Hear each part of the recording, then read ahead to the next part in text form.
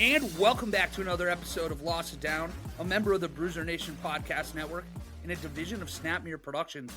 It is a Wally and David show today because over the weekend, Steven was in Virginia Beach for his bachelor party and he needed a little time to recover. So it's just us two, David. He's I alive? gotta start. He's so alive. I haven't heard from him. Somebody check in on him. Confirmed that he is alive. He is breathing. And I'll just start before I throw it over to you, David, and we start hearing about your weekend. I was there with these guys in Virginia Beach. You and I, we've been friends since freshman year of high school, so we know each other's friends groups. Makes a lot of sense. Meeting Steven's buddies at this party was unbelievable. These people are, first of all, they're all like 6'6", good-looking dudes, strong.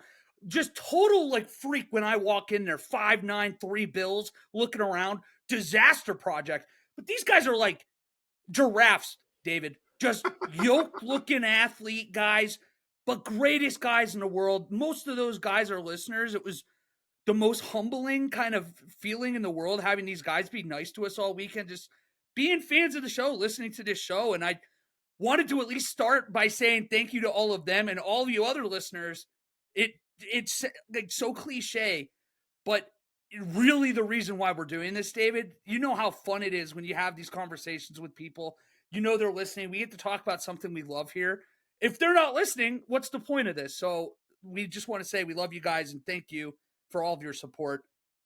But otherwise, I want you David, to know that yeah. all I was thinking about as you were telling us about how everyone's a giant except for you was that video I sent this morning about Purdue NC State with the little black dude trying to cover the 7-footer. That's what I picture when I'm picturing you with all of them like that.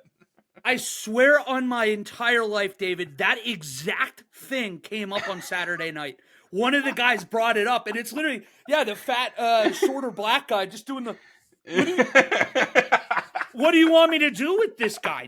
I've got Bull next to me here. That's an all-timer. It was unbelievable. I tell you what. And then plus, first of all, it's Good Friday, so I'm fasting. So I'm throwing these beers back after like an 11-and-a-half-hour drive. Worst drive at the Virginia Beach of all time. I hit every single crash east of the Mississippi. And then one of those, one of them too is like, it's one of those underwater tunnels. So it's the only way in and out. And there's a crash in the tunnel. So I'm sitting there in standstill traffic, an hour from a beach house, knowing these guys are throwing them back. And yes, and it was about 2 hours, Dave, where I'm sitting there, white-knuckling it, sweating, just angry, miserable. I got to be honest, the only thing worse than that would be, at least for us, like the people who feel embarrassed being in that situation. The only thing worse would being in that crash and knowing that like you're holding up hundreds, if not like potentially thousands of people from accessing, the beach. Especially that 30 minutes where before they get you and your car out of the way and they're slowly trickling like traffic by. And it's just constant rubbernecking from all the fans or fans, all the drivers driving by. Just like, who's the moron that cost me 2 hours on my Friday night? Mm-hmm. Miserable. Last thing I'll say on that, though, and then we'll get rolling here. One of the best things about gambling is when you get a group of guys together and they collectively agree on what to bet. There's not a better environment than when you have a house of 15 guys all riding the exact same thing. Vibe high. On Sunday or Saturday morning, David, you're a big EPL guy like I am. Newcastle is playing West Brom, and we just decided the night before we're hammering Newcastle. So we have about a dozen guys watching this game, 9 a.m. Newcastle goes down 3-1. In the second half, in the 70th minute, they score 3 quick consecutive goals up to the 90th minute to win the game 4-3. I thought the house was going to jump into the freaking water. And we fell back down to earth really swiftly after that. But we don't talk about that. We talk about the winners, David. And you know what I always say? Every loser's just one bet away from your next winner, which didn't happen with Illinois. That's that pirate mentality, that all for one for all, babe. That's like there's nothing better than a whole group together with one goal and completely outside of their control. 100%. And when it hits, you feel like geniuses. You are like, we are sharps. Let's just rent a house together and we'll make our living on these games. And you make a living betting the Pirates. You brought Pirates up, David? 5-0. Are they really? 5-0.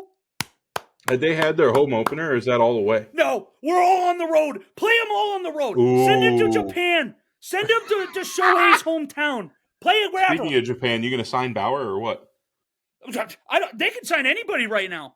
I mean, this is like Murderer's Row. This is the Big Red Machine. This is the Bass Brothers. This is the Pittsburgh Pirates. 1983 was the last time they were 5-0. Not a big deal. Not a big deal. But, boys, we do have an NFL podcast, so I guess we should probably start talking NFL at some point. Why not start with the kickoff rules? And, David, I've been talking a lot, so what's one more minute for me? I'm going to just spit out these rules for you, and I'd love your take on this because I kind of have mixed emotions. But if you have had your head under a rock for the last week, the NFL approved a new kickoff rule adjustment. So I'm just going to read this here for you. There are no surprise onside kicks. You have to let the officials know in the fourth quarter. You can no longer fair catch a kickoff. Still kick from the 35, but players on the kickoff team will line up on the opponent's 40-yard line, where the kick return team must have 9 players between their own 30 and 35-yard line, 7 of which need to have a foot on the 35. Very similar to the XFL rule, if you guys are familiar. About 5 yards apart, it should slow down collisions. That's the goal anyways. There's no movement from either team until the ball is caught or it strikes the ground. In the landing zone, it's an important term we're going to be like really hammering home here. The landing zone is between the goal line and the 20. And if it lands short of the 20, like call it the 25, it's effectively a kickoff out of bounds. The other team takes the ball at the 40. If you land in the landing zone and it rolls back into the end zone, it needs to be returned or down for a touchback. Touchback would result in a 20-yard line start of possession for that one. And then the last one, if you get the traditional touchback where the ball is kicked through the end zone or it is caught in the end zone and downed, you are now getting the ball at the 30. David, that is a whole hell of a lot of stuff there. But what were some of your big thoughts when you saw this happen? Initial thought is I hate no surprise onside kicks. Now, don't get me wrong, it's not possible with these new rules. Like it would be unfair. You'd be onside kicking all the time. But I don't like that because what are we saying at the end of it? Like everyone knows what's going on, but I don't know. There's something, if you're getting in kickoff formation and you try to surprise onside kick to the weak side of the field or something, the hands team isn't out there, right? Or at least sometimes they may not be, right? And you're never, you might get it 1% of the time, but it's still a shot, right? No surprise onside kicks, in my mind, just limits the potential for onside kicks to actually happen to even less than how they already happen. Now, does it affect the game overall? Probably not. Really? Second thought. You don't think so? I don't think because how many Or you games, mean like onside kicks, you mean won't affect it much? I just don't like, are we really, what are we seeing? One onside recovery a season that's okay, in a game that matters. You. Yeah, in a game that matters, right? Does it affect the game overall every season? Probably not. Are we probably going to see, would we notice or would we know the difference? Probably not in the terms of like 5 years from now if they don't get an onside kick because it was planned for and the hands team is out there, or we're not going to know the difference of if this rule never came about, right? But that's just my initial thought is I hate the no surprise onside kicks, but I know that this rule can't happen without that, right? Mm-hmm. But overall, I kind of love the change I'm kind of sneaky with you, David. I kind of love the change, and it's not because I think it brings back kick returning, but I think it brings some added skill to the kickers. Yeah, well, it's a relevant play, but it also brings some added skill to the kicking position because if you pay attention, probably 80% of the kickers out there just boot it outside the end zone, right? It's a stupid play that you just set it on the 25, right? But now 83, it's for the okay. record, If you're just gonna 83. boot it, Sorry, we're choppy. That's my bad. For the record, 83.3, to your point, kicks this last year resulted in a touchback. right? So now you lose 10 yards by kicking it outside the end zone, right? And sure, a touchback, whatever, it's probably going to be a similar percentage of plays that are a touchback, if not increased slightly. Actually, it's probably going to be decreased with this new rule, but we'll check me on that at the end of next year. But I like the added skill that you can't just get like your punter to go out there and boot one outside the end zone, right? Like this could be very, very strategic and a real added play because, to what you said earlier, right? Like now it matters. It hasn't mattered in since Devin Hester and Josh Cribbs were prevalent, right, in the NFL. Kickoffs just haven't mattered. And I do like this rule for that reason. I would really hate change. We know that. I'm kind of a caveman. I'm the grumpy old guy typically when it comes to rule changes. But I kind of like it, David. I think you hit on a lot of the reasons why, too. It was a dead play. Kickoff was a dead play. It was a waste of time. We're talking 83%. 5 of 6 times, the play is effectively meaningless. And a few of those, too, you're taking about 17%. What's the rest? How many of those are either kicked out of bounds? Or how many times do you see holding on kickoffs? Or some other kind of goofy block in the back? It's been such a bad, boring play that's slowed the game down. I bring up around the NFL all the time, but it's because they're a really great podcast. And they brought it up that the Super Bowl this last year, 8 kickoffs, all of them touchback. And every time you have these massive moments, you feel the hype of the game. It just like sucked it out. Like you're all fired up. Then you just get, all right, out of bounds kickoff. Let's go to a 4-minute commercial. Then football starts again. This at least gives us a reason to watch these plays. And we've seen teams actually already sign players and make approaches on this. The one that I see you and I both have opinions on, the Steelers signed Cordero Patterson, one of the best return specialists in the history of football, in an era where returns were dying, to a 2-year $6 million deal, where we might look back on that at the end of next year and be like, they stole him. And that was a Absolutely. brilliant play. They've been making somewhat quiet moves that have annoyed me all offseason. But, to your point, we're going to see 2 things next season. We're going to see, one, the true value of special teams coaches. You're going to see who's good and who's not, and it's going to be evident real quick. Real quick. Because there's going to be strategy, there's going to be plays, there's going to be, sure, talent plays a factor, but only so much. But you're going to see who the special teams coaches out there that are worth a damn are. And 2, you're going to figure out who the return specialists are again. And who's good at their job and who's kind of right? And we've been getting by with a lot of like third string receivers at kick returner and punt returner, and now you're going to need somebody who actually takes the position seriously. And it hasn't really felt like special teams. Everybody, if you know your special teams coordinator on your team, odds are it's because he's a scapegoat in your town for the reason your team is failing. People don't know John Harbaugh's before he takes a head coaching job of the world.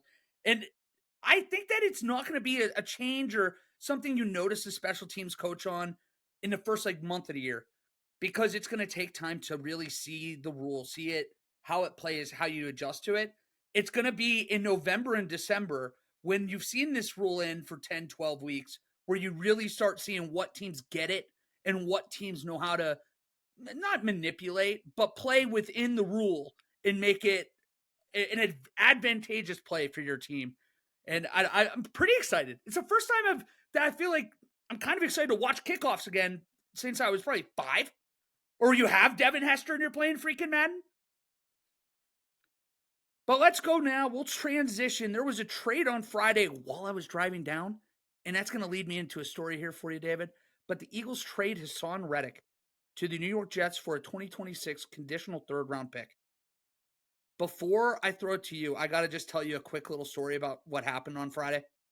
So, Steven's good buddy, Frank, he's going to be the one that actually gets a name shout out here. Everybody else, I love you. But Frank is from the tri-state area, and he is a New York Jets fan. Somewhere in the sauce of throwing beers back, talking sports with 100 people, he started asking me about Haason Reddick, and my brain was like, oh, I didn't think he was an Eagles fan, but he must have been. And I went on like a 5-minute diatribe about Haason Reddick and the Eagles, not realizing he had been traded earlier in the day and not realizing it was to his Jets. And he did that like polite thing in the conversation where he looks at you like you're crazy, but then he's just like, right. Well, let me ask you about this player on the Jets. And you get those red lights flashing all over my head. He's a Jets fan. This is not the right conversation. We got to abort. We got to abort. I'm talking about a player in the fit for a team he's no longer on. Nightmare fuel. Ruined my experience for a minute, but we're back. We're back. And David, I tell you what, the Jets have a very formidable front four now. You get Quinnen Williams, who is just a dog, one of the best players in football, let alone just defensive tackles. But now you have 3 quality pros out there too, with Haason Reddick, Javon Kinlaw, Jermaine Johnson. Nothing helps a good pass rush like a good secondary, and nothing helps a good secondary like a good pass rush. Joe Douglas has been terrific this entire offseason, realizing this is a Jets team that you kind of have to go all in on, because after next year, it's going to be time to retool, get some assets, realize it's not going to be a Super Bowl threat for a little while. So go all in. Is that fair to say? I think it's completely fair, but right now they're like they're the Chargers of the past. They're paper millionaires right now because this team on paper is all in. Obviously, it's for this year, but it is like every aspect of that team. That's hard to find a flaw. Let's put it that way. Completely agree. It's really hard to find a flaw. And you're banking on just one last year of Aaron Rodgers. And I swear to God, I would root for the Jets this year like it were the Lions of last year if it weren't for the fact that I hated Aaron Rodgers. like that's we're at the point where like you can bank that I'm going to pick them to be a division winner provided Aaron Rodgers doesn't retire to go run for office, right? Like we're at that point where I'm already set on them being like the division winner. Like this team is legit. Gangrene, baby. Yeah, I that's all I have. I mean, I think this Haason Reddick deal is a steal. It makes sense for both teams, but I still think it's a steal for the Jets. I just think you're getting a great player for a moderate price, and you're banking on the Super Bowl this season, and you're throwing it all in, and I'm all about it. If in this particular position, I'm all about it. Let's talk about this from a Philadelphia Eagle perspective real quick, because they effectively decided that a third rounder in Bryce Huff, because lost in the shuffle here is that Bryce Huff is no longer a Jet and now is an Eagle in an unrelated move. So it turns into Bryce Huff in the third rounder being worth more in Howie Roseman's mind than Haason Reddick at that number and with 1 year left on his deal. And I believe that it philosophically makes sense for both teams. We just talked about why for the Jets. It's an all-in year. You got to go all in. But you see Howie Roseman and the Eagles love their draft picks. They love to constantly restock at offense and defensive line. Bryce Huff's 4 years younger. He's cheaper. I don't really hate this move. Yeah, it helps when you have about 15 other guys ready-made to come in and make an impact on that D-line right away. And with that, we want to remind you that this week's show is brought to you by Abby Turner Creative, your one-stop shop marketing agency specializing in branding, high-end photography, fashion, and more, especially if you're around our age or maybe a little younger because, we're getting up there in age, where there's college graduations, engagements, weddings, baby pictures, you name it. Feels like they're happening every weekend. Steven's bachelor party, not sure if we wanted to document that, but Abby Turner Creative is the only way to go.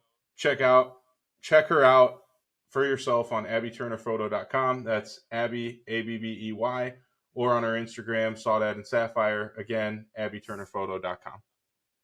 I'm going to actually be meeting Abby Turner in the flesh for the first time in 3 weeks, and I'm going to be peppering her with questions about making a punishment for the worst place picker next year, and I'm going to pitch it. I've been thinking, David, hear me out.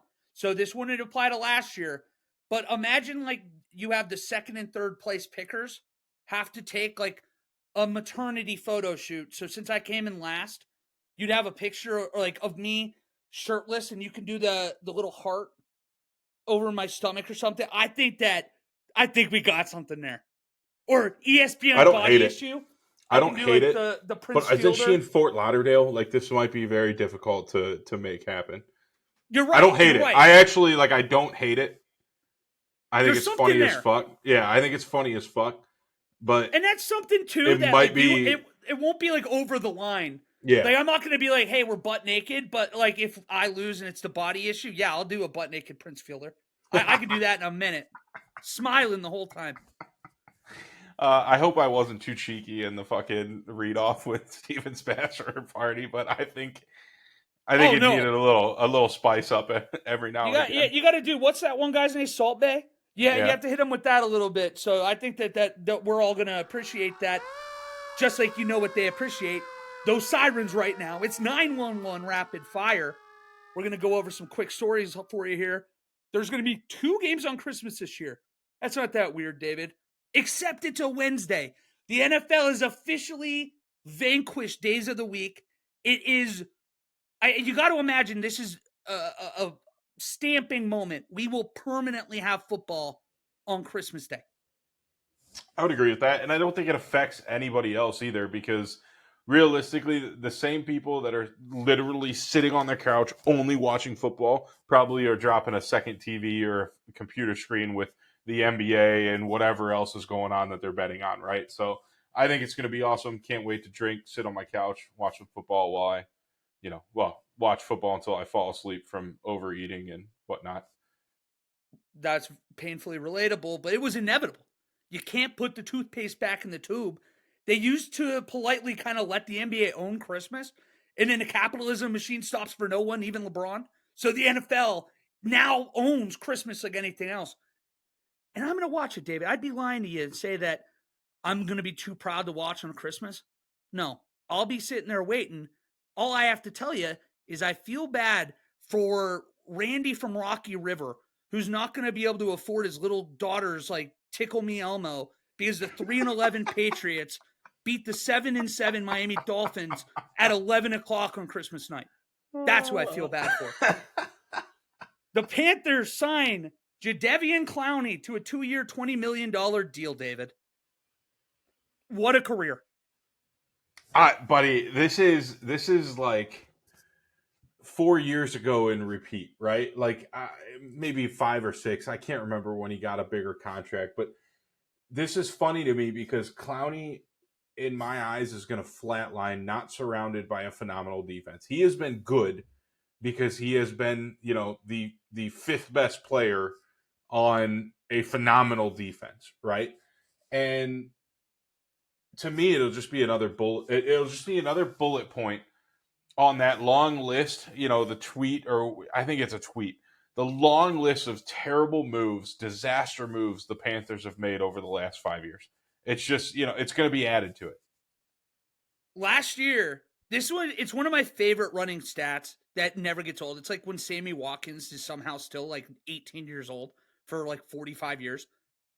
Jadeveon Clowney, for the 4th time in his career this year, finished the season with at least 9 sacks and never getting to 10. So you know what you're getting from this guy.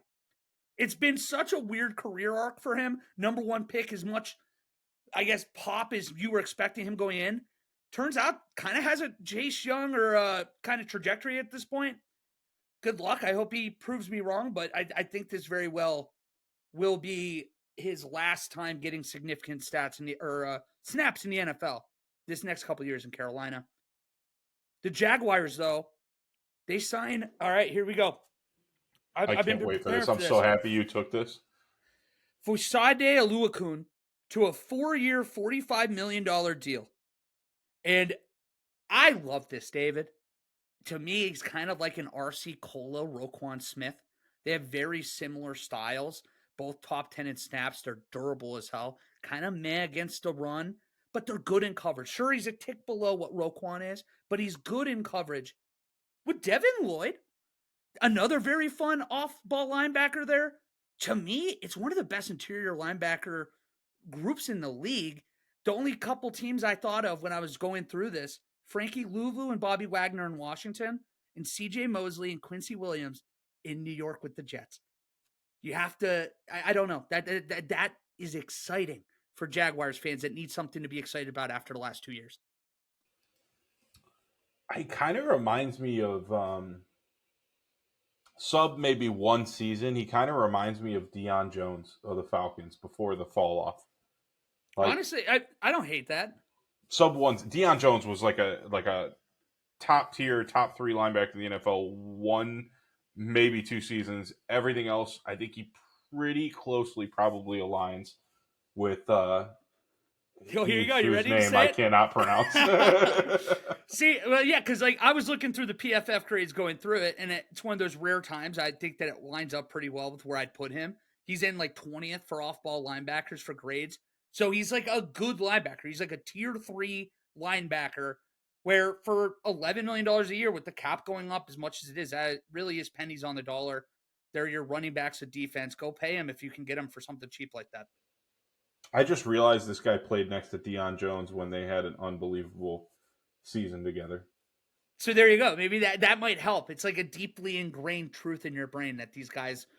I had to look up his stats before I got punked on Twitter after saying something like that. So I'm not wrong, but they actually played next to each other for 3 years. So no, that's a good thing to catch by yourself before you start, like you said, getting dunked on. There's nothing worse than when you say something wrong. And like, thank God for like my guy Frank up there this week. There's nothing worse than being told you're wrong and you know you're wrong. You're like, oh my God, yeah, I blew it. That's on me, hand up. Sometimes we just got to take a little humble pie, David, and I'm ready for it. Nothing you can do except for sweat while you sit there and think about how wrong you really were. Absolutely. Not a fun way to kind of end it before we throw it end of the show here, but we did find out that Vontae Davis passed away today at 35. We don't know any details on it yet. We just wanted to more or less say we're obviously thinking of the family. He was a really fun player to watch while he was in his prime. It's gut-wrenching to keep losing young people like this. I don't know much about him personally, but brutal loss anytime you have something like this for the NFL community. I don't know if you have anything else, but just wanted to bring that up real quick. I got nothing much more to add other than I'm pretty sad to see somebody go at 35. It gives me bad vibes. I'm hoping that this was like a freak accident and not something worse. True. And next week we'll talk more about the Rashee Rice stuff too. We really don't know much about that going on right now too, so I didn't want to put it in here. Be a lot of speculating when all we know is Patrick Mahomes is sweating right now, just wondering who he's going to throw to next year. See, in a sick way, getting Rashee Rice out of the building against your choice would force them to be aggressive at wide receiver, I feel like. Maybe it would be helpful for them, so I don't need that. So I hope Rashee Rice is back, and I hope that he's healthy and everything is good. I hope it was a complete misunderstanding, but it wasn't. That will bring us to the end of another episode of Lost Down. Make sure to comment, like, and subscribe to us on Facebook, Instagram, and YouTube at Lost Down, and retweet us on X or Twitter at @down_lost. Remember that this episode was brought to you by Abby Turner Creative. David, do we have any final words tonight? I got nothing, man, other than pray for Ohio. Oh, I'm glad you said it, because I have 2 things I want to leave us with. One, I guess I got to go with it because you just brought it up.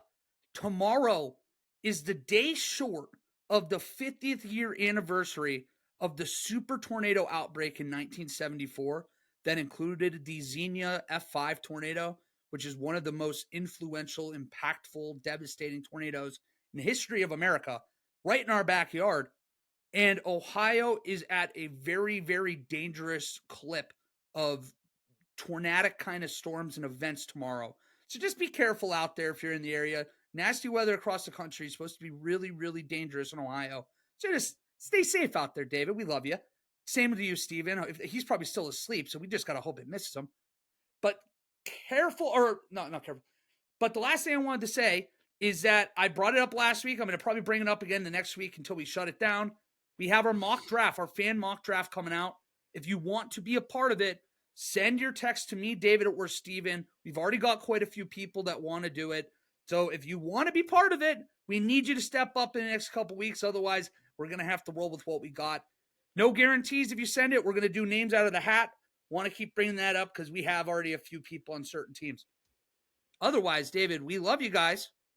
And the Pittsburgh Pirates are going to be, 11-0 by the time we're recording again? They might never lose. David, they might not ever 160 lose. 162-0, babe. Let's do it. They might be. They might be second cheapest payroll in baseball. We don't need money to win. Here's the thing. I'm all for it, and I hope they win the World Series at like 185-0 or something. Oh, I could kiss you. If they did that, they'd never spend money on the roster again. You're right, but here's the thing. So saddle in for that all-time performance. If they ever were to guarantee me a World Series, I would make the trade. Because at this point, fair enough. That's actually fair enough. I will give you that. Because if I'm 80 years old, if we're stretching this out the next 50 years, we're saying Wally lives to be 80, he's dead. Let's be real, that probably won't happen. 80 is an ambitious number. 300-pound guy says he's living 80. So let's say we live 50 more years. Why? What on earth is there to make me believe that I'll see a competitive World Series-like team the way this team is constructed? There's no reason. Hear me out. If somebody offered you in a 10-year stretch, so not in just 1 year, 10-year stretch, Raiders, Penguins, Pirates, championships, said guaranteed in 10 years, but they lose.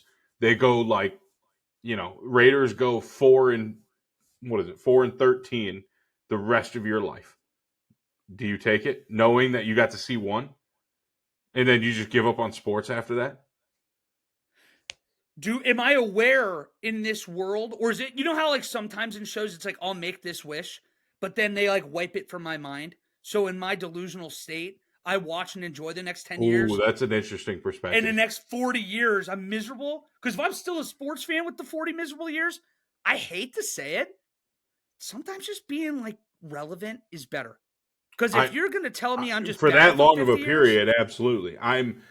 Okay, so obviously if you're totally unaware and after you make the bet, you're probably not making the bet, right? But if you're totally aware, you just got to give up on, you see the one and then you go, all right, send it. That's it. I got to find a new hobby, right? I think that's how I would view it. But yeah, but you'd get so good at other things in your life. If you guaranteed me that in the year 2034, that those three teams you mentioned are done for my life, I could do anything. Mm-hmm. I mean, you could truly change the trajectory of your life permanently. You just stop caring. Not watching sports. You just stop caring. Fuck not watching. You just stop caring. There's no, you just turn the TV off in the third quarter when shit's hitting the fan. You're like, fuck it. Bed's more important. But what happens when it's, let's say, 7 years after? So we're at this point, we're 47. Throw a couple extra beers back. The kids are out back in the yard, probably playing their sports, too naive to realize you ruined their existence with a bet you made when you were 30. Do you get that? You throw a couple extra beers back, you start getting those graduation goggles with things. Do you just hit YouTube and you just start watching highlights from? Absolutely, you're flashing back. You're flashing back to the championship season. And you're sitting there and you're thinking, man, what a ride. We're basically, in this world, we're basically the Hudson Hornet, where we're just going to relive the glory days and say, none, it doesn't exist anymore. Basically, what you did with baseball is what we're going to do with all sports. It's not a sport. I am proud of Mike giving up on baseball. Just so we're clear. I'm jealous of you. I don't even knock it. There was a point in high school where I was looking at breakdowns, box scores of every game played every single day of the week. And I was not savant style memorizing stats, but intuitive with where people were at in the season. And I could riddle that off. And I'm very happy I gave up on that. Like, very, very happy. That's always those people, the box score warriors in baseball. You guys are a different breed. So if I got angry, well, especially if you're like a team, like at that point, the Indians for you, that they stop really paying. And I know they've never been like a team that pays a lot, but a team that is basically doing the Pirates model now of saying, hey, we're going to have $100 million payroll. We're going to constantly be moving people. So we're always going to be competitive, but we really need to have lightning strike to have a chance to win anything because we're playing to be competitive. That's our goal. We don't care about much. Which is fun, right? It's fun for the average fan. It's not fun for me because, like, my problem is I saw 2016, right? And you got this all-time fucking roster that just went to the World Series and came up like one relief pitcher short of fucking winning the World Series. And oh my God, Brian Shaw, right? Yeah, and it rained. The rain delay. The rain delay ruined the minute that happened. The minute that happened, I was like, "There goes the momentum." In my head, I was like, "We're gonna lose," and yeah, that's a bad mentality to take because you speak it into existence. But everyone in Cleveland knew the minute the rain delay happened. You can't convince me anyone in Cleveland wasn't thinking, "There it goes," when the rain delay happened, right? But anyways, my problem is after seeing that, it was hard for me to look at the following offseason and say, like, at least I'm pretty sure this is how it happened. I might be getting off by a season, but, the following season you cut Edwin Encarnacion or trade him or whatever we did. You start to see some like moving of the players, but you're not adding really. You're just kind of moving things around and trying to get a little younger. And after that season, I harped on it for like 3 years. Spend it all for one season and see what happens. And if you go all in and it fails, I'm in for the rebuild. But you have it. You were literally a rain delay away from winning the World Series. And you're not going to go all in the following season. I'm out on that. So I hardcore gave up baseball after that happened. And I respect the conviction because you've stuck true. And because there's a lot of times that actually there's probably about 45 times this summer I say I'm done with baseball and then I wake up the next day and then I do it again. But trust tree, and it'll be the last thing I say, and I'll turn you all loose because a lot of non-football from us here today because of me. Hand up on me. Funny enough, it's the fucking hamburger ends, babe. It's the start and the finish. It is. We got hamburger, baby, and it's not even the thickest bun here. So, trust tree. I kind of think the Pirates are going to win the division. I think the Pirates are going to win the division. Haven't won one since 1992. I think the Pirates are going to do it. Call it a feeling, but that's bad. That's bad. People that were around me this weekend. Let's just say I had a feeling on a certain team to go to the Final Four that at one point had a 30-0 run go against them. That's on me. That was a bad gut feeling. This one's different. This one's rooted in history of rooting for the team. This one is just like, David, they're gonna win 95 games. I don't even know what to tell you. 95-67. Pirates are gonna do it. Lock it in. We love you guys. We'll see you next Monday.